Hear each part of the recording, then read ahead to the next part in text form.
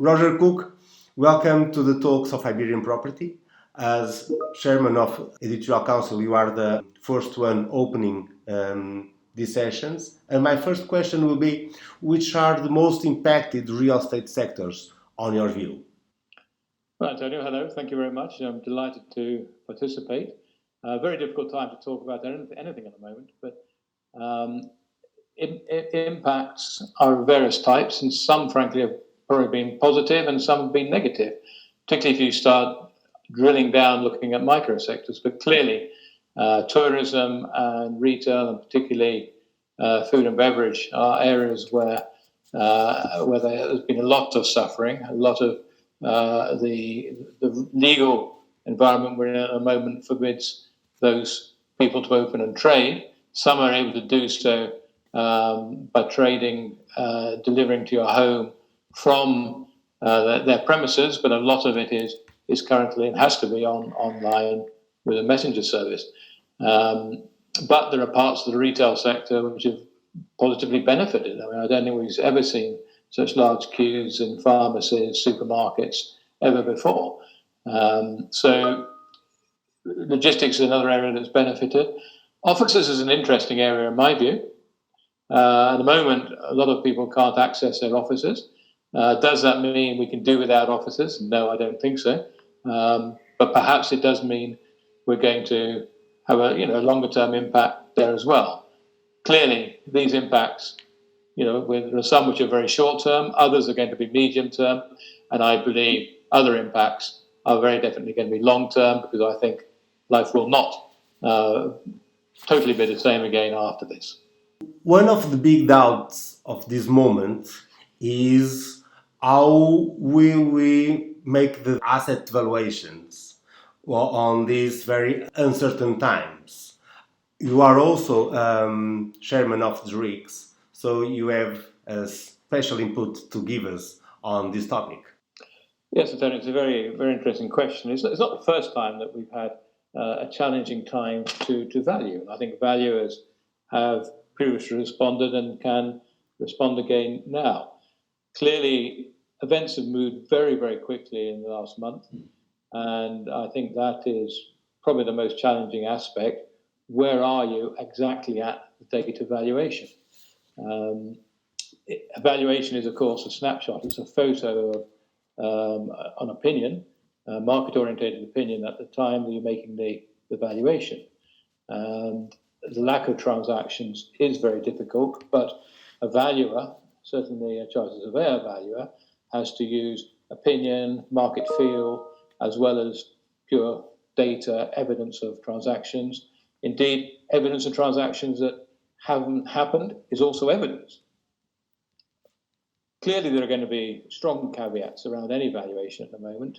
We are in exceptional circumstances. It's a very difficult time to value. But I believe that one should still have valuations done, notwithstanding their limitations. Avoiding having valuations done when you would normally have them done is probably going to lead to questions, well, why? And I think a best estimate, a realistic opinion today is more positive than just hiding and not having any opinion provided. Another important topic, and in a longer term view, is that we are now used to have more intensively digital tools. Will the digitalization of the economy increase after this crisis? What does it mean for retail, offices? Yes, I think digitalisation was increasing regardless of this crisis, and will continue to be an important part of our lives and an increasing opportunity also. Obviously, over the last few weeks, with confinement, we've had to rely a lot more on digital activities, digital entertainment, digital retail, digital business. And I think the question is not will it increase, but in what way will it increase and when? Are people going to continue doing everything they're currently being forced to do, or are we going to go back to what we had before. My view is that it's probably a combination of both. The fact that people have got accustomed to doing certain things now perhaps means people are more comfortable with continue doing those, but also this has been a big shock to the system, and I feel that people will want to go back to having contact, getting out, and the lifestyle, the entertainment is clearly a very important part of that.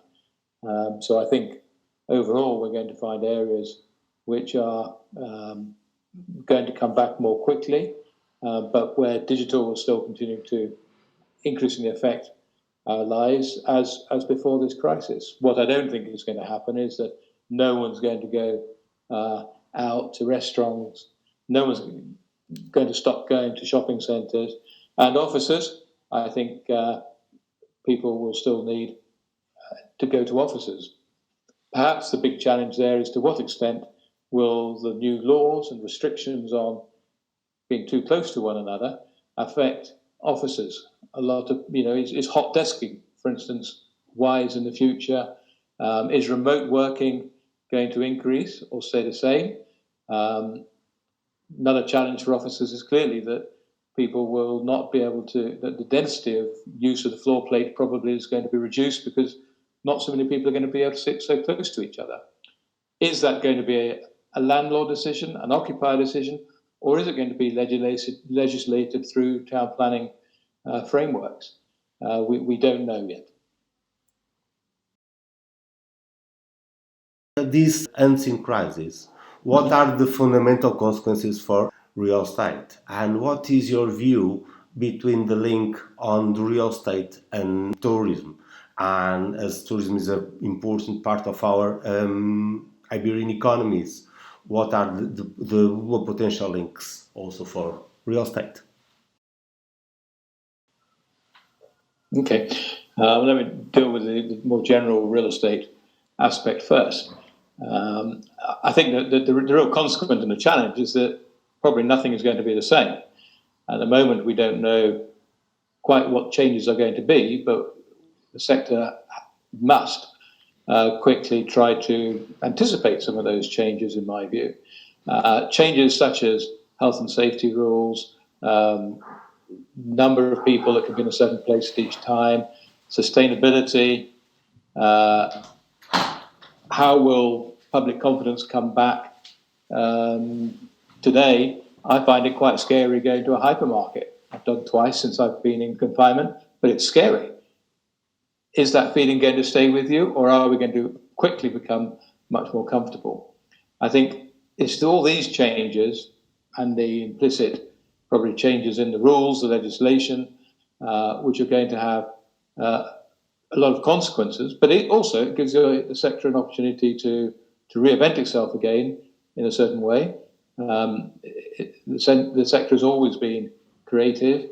I think it's in good shape to be creative again and agile in taking decisions, but we do need to have some certainty as to the environment, the regulatory environment that we're going to be required to work in, and sooner the better. We can go on guessing to an extent, but that may be wasted energy. Yes. Tourism, very significant part of the economy, and particularly in Spain. And again, there are going to be new rules. How many people can stay in a hotel at one time? How many people have breakfast or dine in the restaurants at one time? There's a big debate about local versus longer distance international travel, and clearly the second is going to be more challenging for more time, probably. A greater variety of types of accommodation coming back again, different sorts of arrangements and packages. Probably for specialist tourism as well, when we can start, whether it's bulls, whether it's wine, whether it's countryside, whether it's cheese or olive oil even. I mean, there are a lot of specialist tourism, and I think those sectors could well find a boost because they are particularly well orientated to lower volumes and rural environments. Looking on more the politics and economics, we are now facing the opening of the economy. So the two questions is, in your opinion, how well the governments are leading with this present situation, and what are the most urgent policies to relaunch the economy and real estate economics? On politics, I want to be very, very prudent. I'm not a politician. I think the one thing that I find slightly surprising is the lack of consistency in policies between different international governments, even within the European Union. Why is one set of circumstances okay in one country and another set of rules for confinement have to be enforced in others? I find that difficult to understand. It may be we still don't understand the virus, and probably some countries are taking more risks than others. Here, I think it is very easy to criticize the past. Mistakes probably have been made, but on the other hand, we are all inventing very much as we're going along. And I think what we need is governments which are ruling for the whole of their population, for all of their citizens, rather than ruling for political ideology. It is a very, very sensitive set of circumstances we live at the moment, and we need conviction and go forward with probably a middle of the road path of a very large number of sectors in the moment. And we've also got to ensure that any financial aid goes really to where it is needed, both people, industries, and individual businesses. And from then on, we need to make sure that any aid or intervention really enables companies, first of all, to survive, and secondly, to go forward as swiftly as possible in a clear environment of certainty. I think there are lots of areas where we're going to need new rules and intervention. We need to ensure that transport decisions are made very swiftly. Are we going to be able to go back to using a private vehicle in the same way as before? In some ways, that's the most attractive because it leads to less potential spread of the virus. But all the public transport, shared transport rules are going to have to be very carefully reviewed. And we do need swift decisions because mobility is absolutely critical, not only to real estate, but to the economy. We also need to make sure that ensure the stability of the financial system. That is absolutely fundamental. To what extent will banks have flexibility? To what extent will their regulators permit them to have flexibility in a moment? And I think absolutely critical to all the real estate sector and economy is that we avoid abuses. We've heard that there are going to be rules coming in about pricing of certain products, but that itself is very, very complex. If there are increases in prices, we have to understand why there are increases in prices. Is it because cost of production has increases? Is it because people's margins are increasing? And it's a very, very complex, sensitive area which will affect each sector. Probably will be very difficult, whether it's medical supplies, masks, gloves, disinfectants, or whether it's food, fruit, vegetables. But we do need to ensure that the pricing of products getting through to people who also need help and need these products is very carefully monitored. Many thanks, Roger. It was a pleasure to be with you for these 15 minutes. Many thanks, and we hope to meet soon in Madrid. Well, thank you very much, and good luck to all of you and all your readers. Thank you very much.